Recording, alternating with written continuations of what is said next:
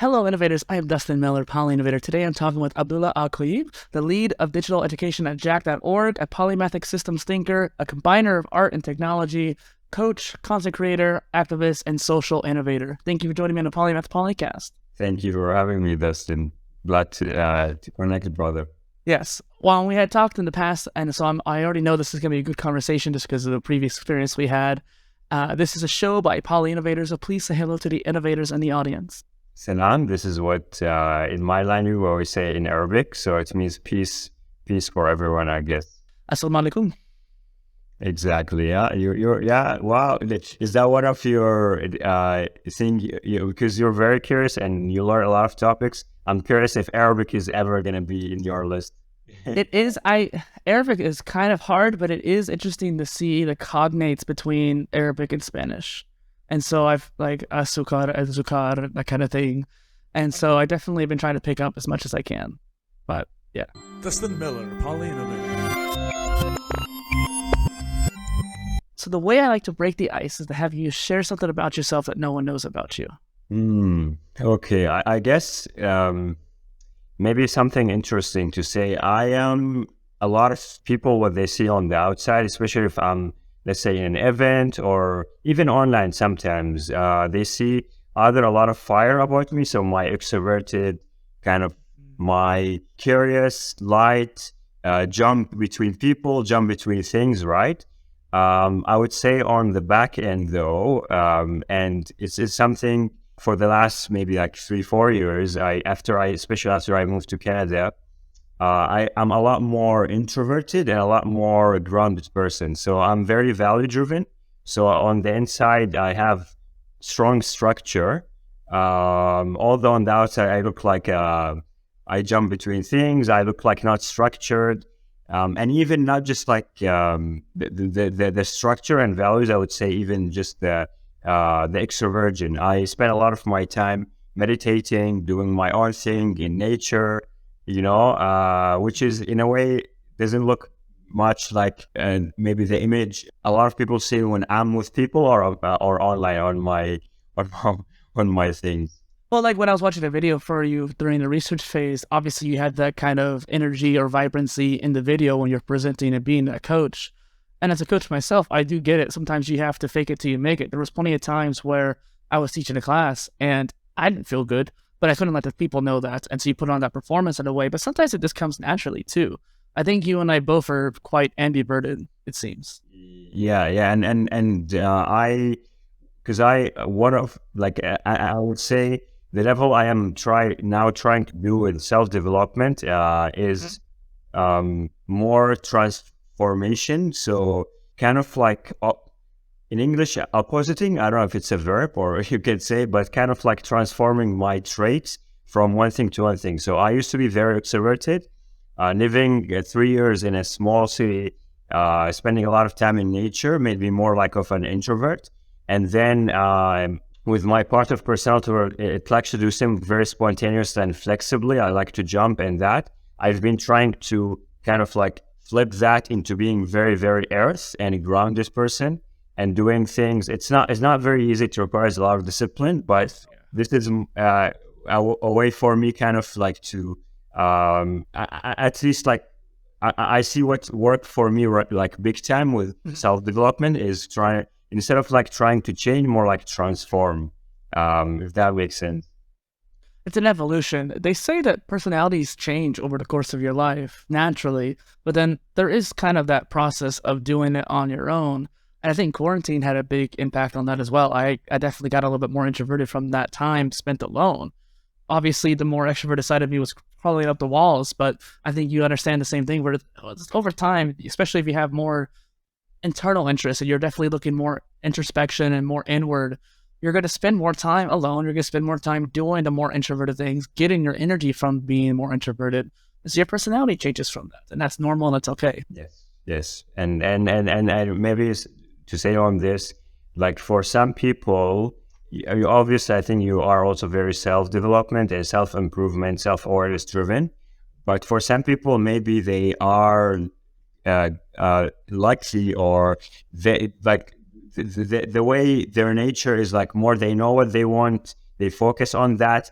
everything like for them is built in a way that they don't have to go through a lot of changes and things.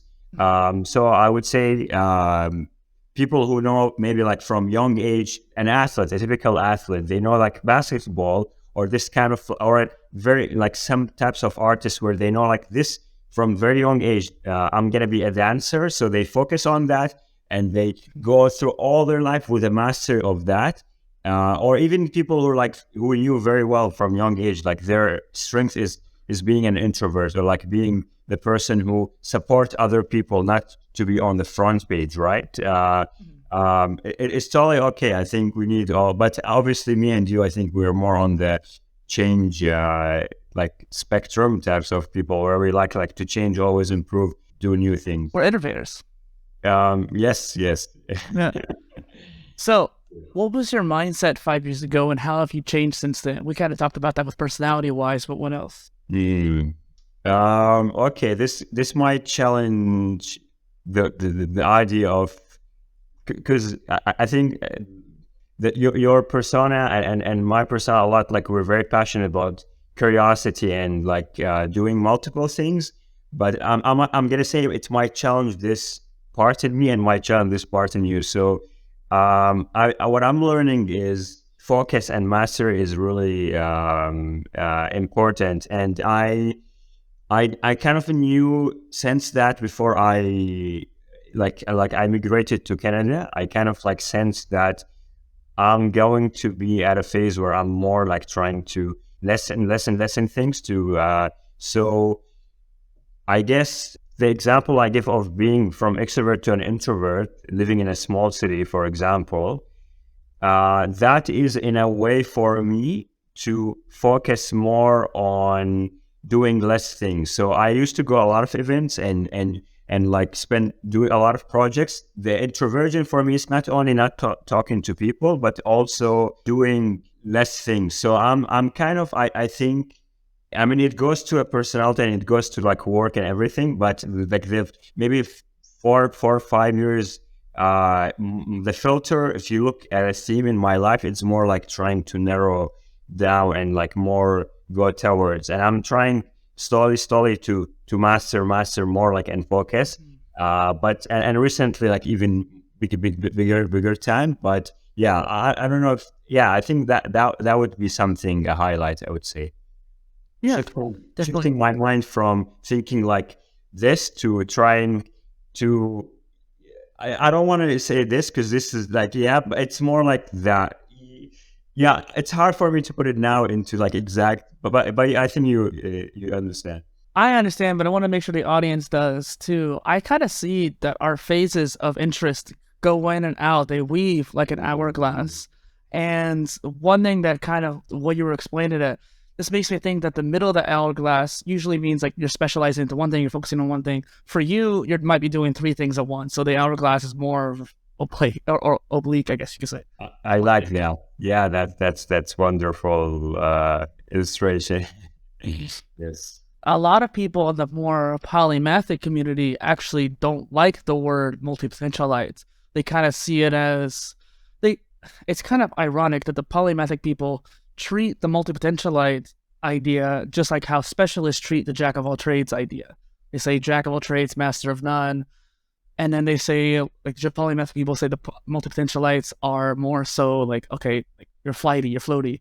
I see it as a spectrum. And I thought maybe getting your opinion on that would be interesting. So you mean how people, like the way the 2 different types of people see each other in a way, like how specialists don't like, or are you saying multiple themselves, they don't like that about themselves? No, so the multipotentialites are generally pretty confident in the fact that they have their own focus and that kind of thing, and I believe them. I've talked to many multipotentialite people. What matters is someone who's multidisciplinary like you or I, we have this word that we kind of anchor to. I found polymath, some people found the multipotentialite, some people find the Renaissance person or generalist, whatever term suits your fancy. But it's just interesting how certain groups perceive the other ones. I don't know what your thoughts were on that. Yeah, it will be interesting to see the connection. The way I see a lot of the world is categorized into people. left and right brain people, engineers, artists,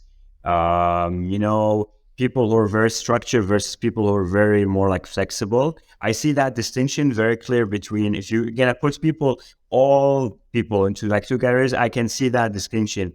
When it comes to more specialists and people who are like jack of all trades, they can fall into any of an engineer can be like a specialist or multidisciplinary person, and an artist can be the same. So I haven't really built a good understanding for how that, but in general, human nature, I think we don't like people, except if you're very, very, and I'm going to say on this maybe like an example, a controversial example. So I think people who are very open by nature, curious, that's their gift. They're explorers. They are explorer by nature. It's easy for them to be open-minded and accept others. So like if they are multidisciplinary and they see a specialist, they won't by nature try to, they will see them out of curiosity. I admire the way they're focused. The opposite way, people who are maybe like very focused and specialists and maybe not very curious or very open by nature, which is totally okay. We need all the types of people in the world. They see the other people more maybe like very, they might see them in a wrong way, or not. That person is, they don't know what they don't know what they want, or they are jumping too much. There's definitely the wisdom behind how each person sees the other one, but this what comes to my mind. I think sometimes when I think about if we really want to change the world, and make it really, really amazing, we don't need necessarily to change people who are open by nature. We need to, the people who are very structured, who look at things just like from this angle, we need to try to help them open up more so they can see that we need all the different types of people in the world. Make sense? Yeah. We need generalists and specialists and people in between. And it was a tough question, so thank you. I wanted to make sure I mentioned, Abdullah, too, that I think that since you're a systems thinker, that's why I asked you that, because as a fellow systems thinker, the way I see it and the way you see it is going to be different than how other people see it. I mean, that goes for everybody, but the way we put the systems together is unique, and the way you just explained it kind of showed that to me, and I wanted to just highlight the systems aspect behind that. So what are some other examples of the way this kind of thinking, the way of seeing the systems play out that other people may not see, how's that impacted your life? Being like a system thinker, you mean thinking in systems? Yeah, when I think about it, it's like you are an eagle, or you are someone who is able to see from like a very high level, and you see things in systems and models and categories and different.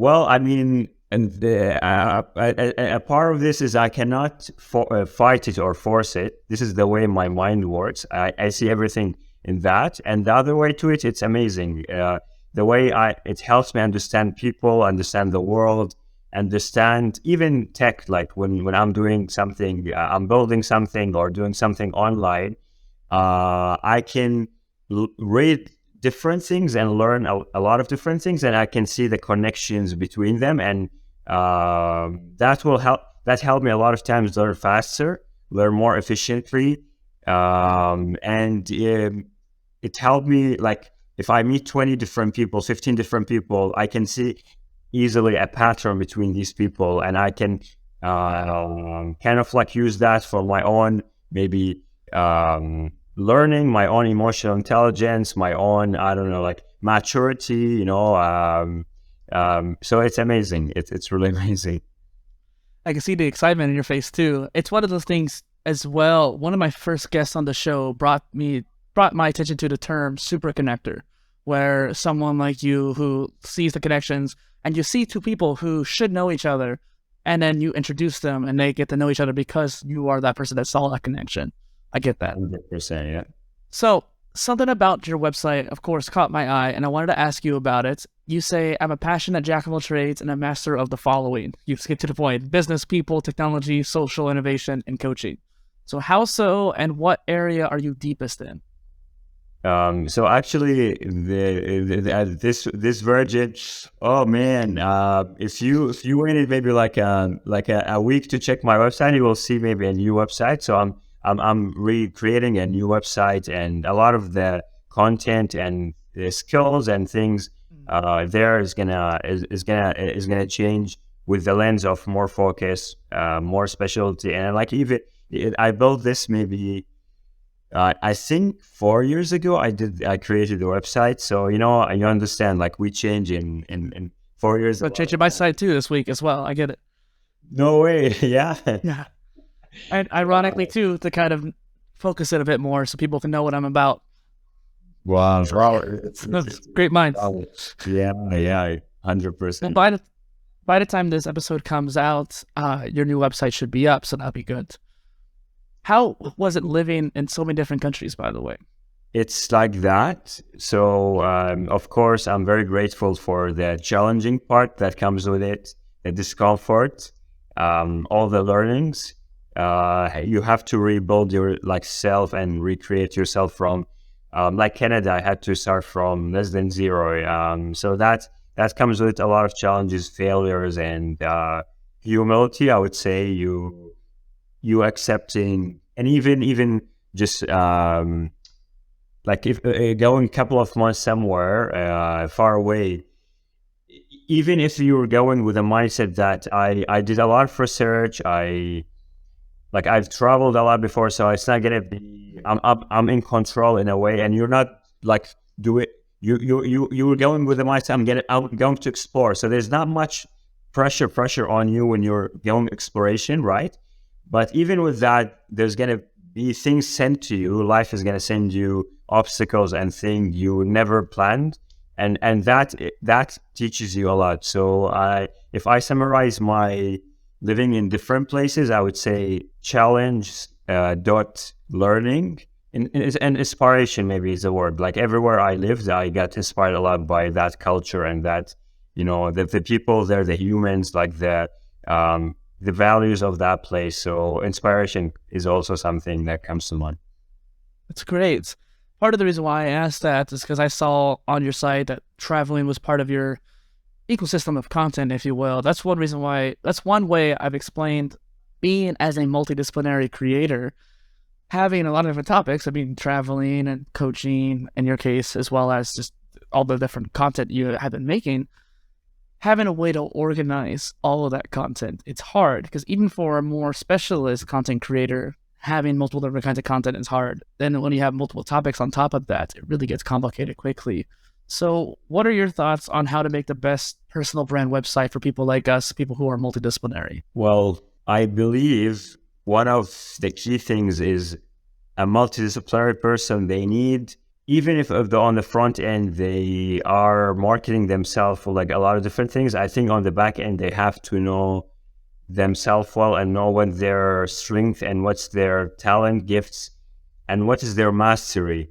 And I can go back to what I mentioned, like I see people an artist, engineer in a way.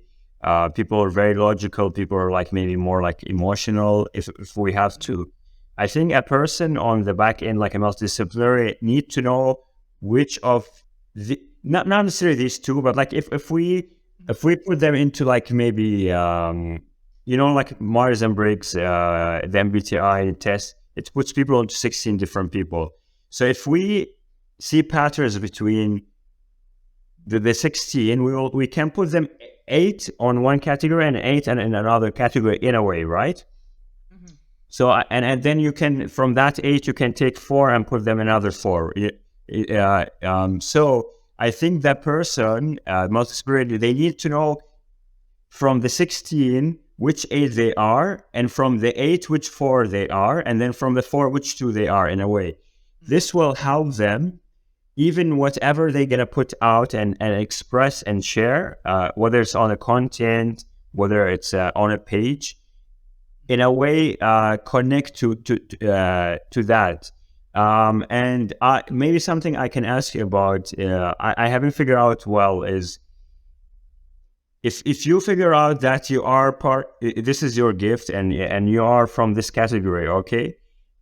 would you market yourself and share yourself for all the different two categories of people, or all the different categories, or would you focus on all only people who align with you very well? So like I'm very intuitive person. I love connecting with intuitive people. People are like intuition driven.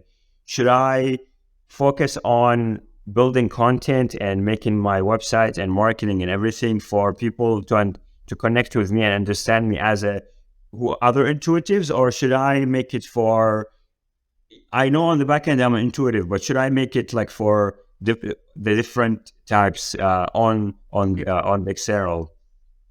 So the way my brain is thinking, there's kind of two pathways here.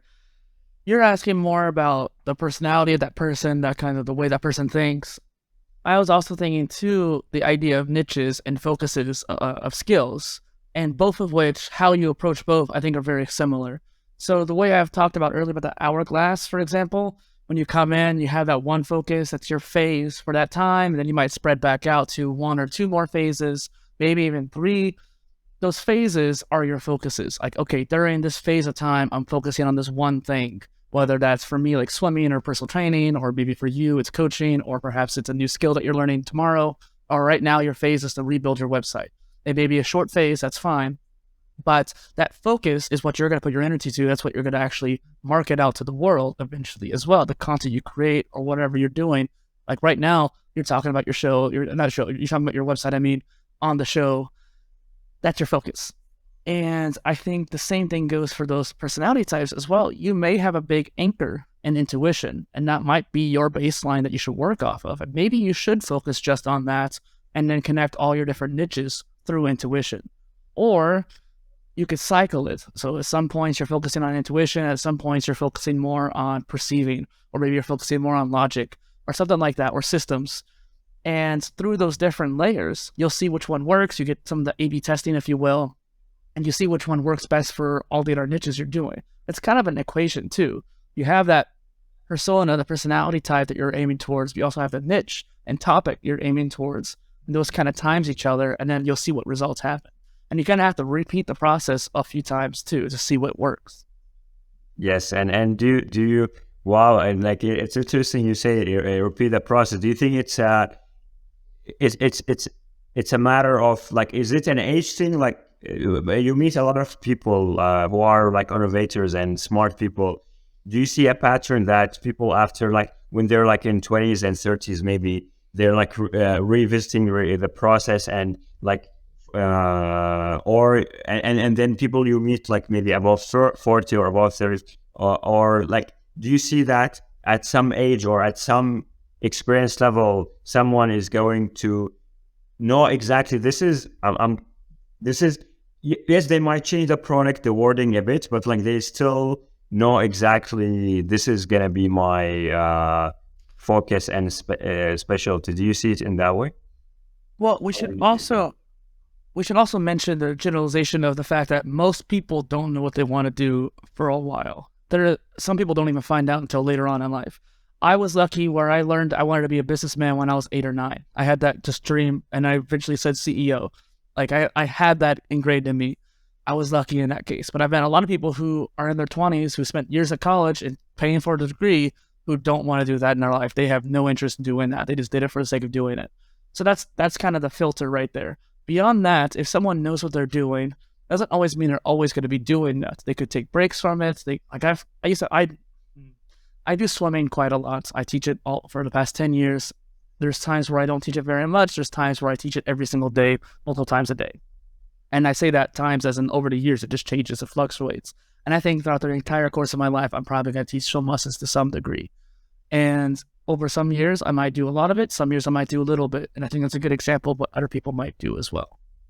Okay. And like, what is the line between, you know, that swimming is going to be a hobby or passion or a side project for you all your life versus you know that you're going to revisit that self-awareness and that process of you looking and maybe at some point is going to be another sport, or maybe like you're going to take all the sports away and you're going to focus maybe only on content You know what I mean? This is what I meant by when you meet a lot of people who are like smart, and do you see that, like, do you see that they are in a way after a specific age or experience, or you don't see any connection there, like between the people you. So it came down to my intuition. That's how I knew that I wanted to do swimming for that long. So, and that's more introspection. It's also something that I'm really good at teaching it. That's why I like doing it. So I've learned that from experience. And I think that's where a lot of people, like you say, different ages, some people have a lot of experience at a young age, and older people don't always see that.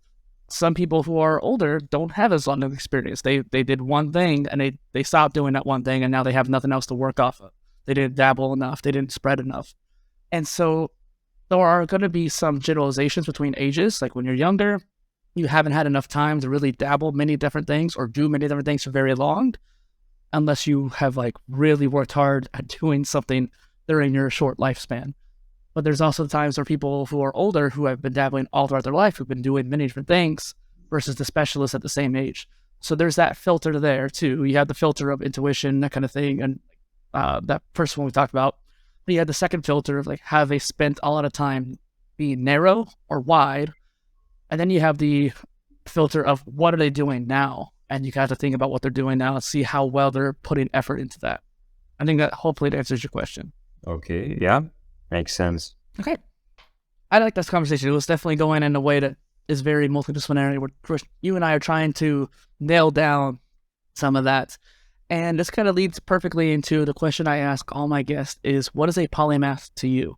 A polymath, I think the first time I came to the, like this lingo, I searched it online. It showed me a lot of Einstein and scientists and innovators from long time, people who made change across history. So this is what I relate to polymath a lot. If I think about it as like we're talking, a polymath is the same person who's like a multi-potentialite or multidisciplinary or jack of all trades. It's just they're all different wording for like a polymath. Then for me, it is someone who by nature, because I think it's hard for you to force yourself to be like, be very curious. Like everyone has a lot of curiosity in them, like a children, and then with time and age and society that get tamed, so people become less curious. But I think some people they are born like with more curiosity genes, you know. So I think one thing will be one connection would be between all polymaths, multi-potential, jack of all trades is curiosity. And curiosity for knowledge, for openness, to explore, to think differently. So yeah, I would say that is probably, and then maybe a second connection would be, I mean, it goes back to curiosity, but you could still be very specialist and have a lot of curiosity, but like you keep digging deeper into one topic, but like you're asking so many questions, you're very curious, asking so many questions about one topic. But I think polymaths in general, they have more curiosity toward like very kind of like opposite topics in a way. So maybe someone very curious in science, they will still be doing a lot of questioning and researching and digging into biology, physics, and like chemistry. But they still within science. I see maybe a polymath is someone, they might go to philosophy, they might go to science, and they might go to maybe social change. It's in a way they have a lot of they want to explore topics, not just with curiosity, but also with, I'm not able to put it in the right maybe words, but in a way opposite topics. In a way they attracted to that. I was using the word earlier, disparate topics. Would that fit the word you're looking for? Disparate, or vast, I guess you could say too. Different topics that are, yeah, because someone can say chemistry and physics is very different, but it's not really much different. But yeah, they will be going somewhere very opposite of science. Like they might be interested in religion and then science. Yeah, and I think definitely too, you were relating all the different terms together. And I don't know if you can do a quick tangent, but I really want to show you something that I want to get your systems thinking and intuition on and see how you think of it. Let me see if I can share my screen. So it's an interesting graph that I put together. Let's let it load here. So this multidisciplinary spectrum, I put together all these different words here. So the multidisciplinary spectrum. So we were talking about the multidisciplinary people, the word. I think multidisciplinary is a very generic one, so you can actually apply it to all these different other ones. And the way I saw multipotentialite and polymath and generalist is that they're at different levels. So generalist is about halfway up, polymath is towards the top, multipotentialite or pluripotent, some people have used for the same kind of word. Pluripotent kind of being more in a biology term. As kind of like that potential to do many different things, you have that potential to go wide, and then you can go into either T-shaped, where you've gone wide, and you start to specialize down a little bit, and you become a specialist, and then you might have a hobby as a specialist, and you start becoming more of a dual specialist, eventually and then kind of goes into polymathy. Same thing goes for the generalist. You have just many different areas that you just go deeper, more than a jack of all trades, and so forth. What is, maybe a question, like what is in the middle, you said Renaissance person, is that like the perfect? Is that what you mean? Like you put it there in the middle and you say Renaissance is like they are, or niche, I see niche, it's not, that doesn't mean the ideal, right, person? It's one category. It was just, I didn't have a space for it. I was just thinking, what is your first opinion of this? This is the older version I had made, but when I see it, it has your flavor because you like philosophy. So I see the way you're thinking deeply and in many different ways about like same topic in a way. So that is a characteristic of like a philosopher in a way. So I see that. A question also come to my mind more like on the is this in a way, can it solve someone problem, or like do you think there will be, because the challenge with philosophy, and I'm a philosopher, my heart has a lot of philosophers, a lot of times we like to dig deeper and build things and do things, but the world is not driven by philosophy. The world is driven by different topics that manage the world, rule the world. So like this model, I would be interested to know like who would be someone who sees more in a problem solving way and more like of a application. Basically, I created it because some people had a hard time defining where they are. They have a hard time. I don't know if I'm a jack of all trades. I don't know if I'm a polymath. Some people literally have expertise in multiple levels of multiple areas. Like you said, disparate areas are different things, right? They're not just similar things like a niche polymath kind of thing. They're literally an expert at multiple different topics: science, philosophy, engineering, that kind of thing.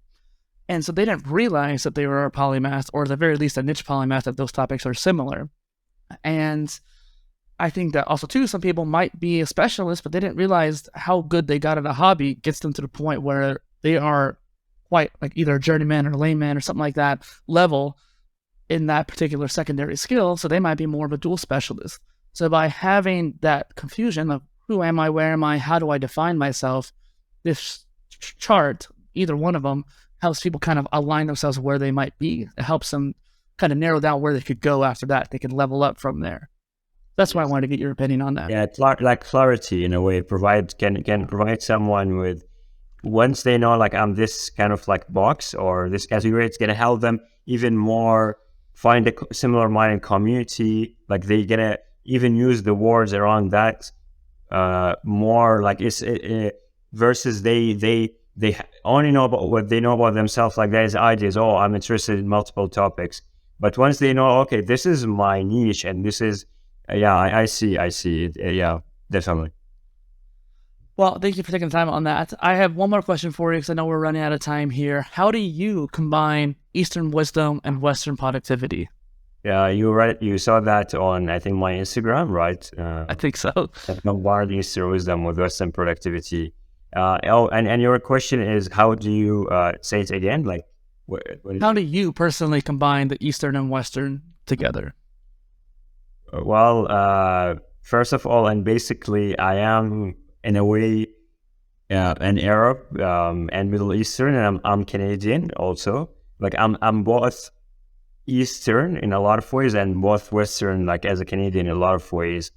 I'm both also an artist and an engineer. The artist would be, I would put it more into my Arabic part, although like you have all different types of artists and engineers in Middle East or like in the Arabic world, but like, that's the way I see it. And then my engineer part, more like the part is interested in things, the physical world, the material world, the building, the problem solving, the productivity producing is more my engineering part, and my Canadian part, my Western part. So yeah, I'm in a way and then also just really if when you think about the East, a lot of times what comes is like religions, philosophies, spirituality, family, love, emotions, right? So that and a lot of with that comes the wisdom of it, right? That's why they say ancient wisdom. That comes a lot of the Eastern, right? Like civilization and things.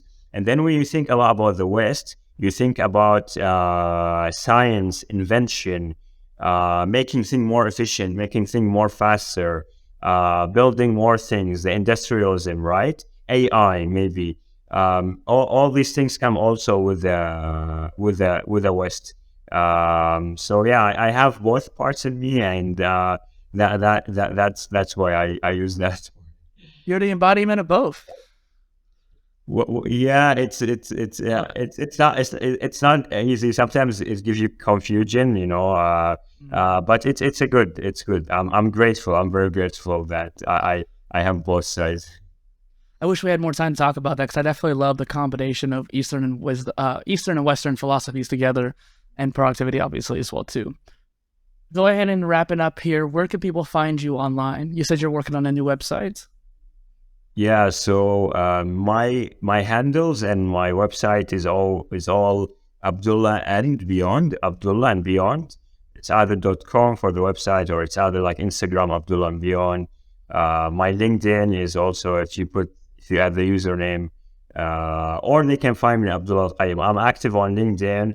I'm active on Instagram, and yeah, later on once my website really, like, people can go there. Yes, I have it all in the links down below for you.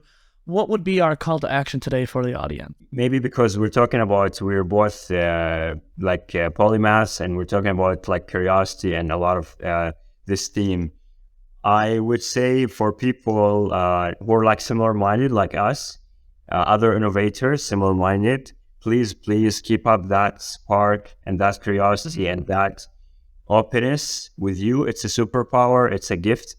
You could be very talented with it.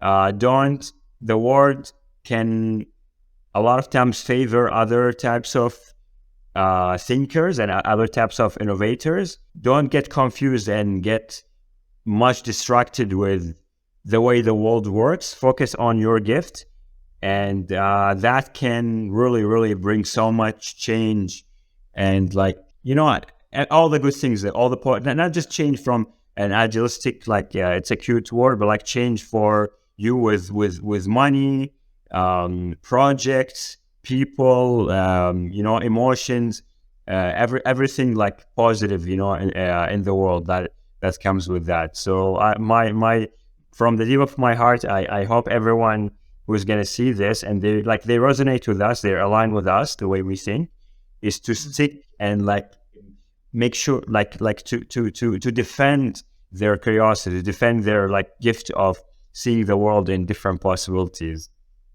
Don't get discouraged, and keep that ingrained focus and spark alive. Yes. Yeah. Lovely. Once again, this is Dustin Miller, PolyInnovator, and Abdullah Al Qayyim on the Polymath Polycast. Thank you for joining me. Thanks, brother. Glad to talk. Bye.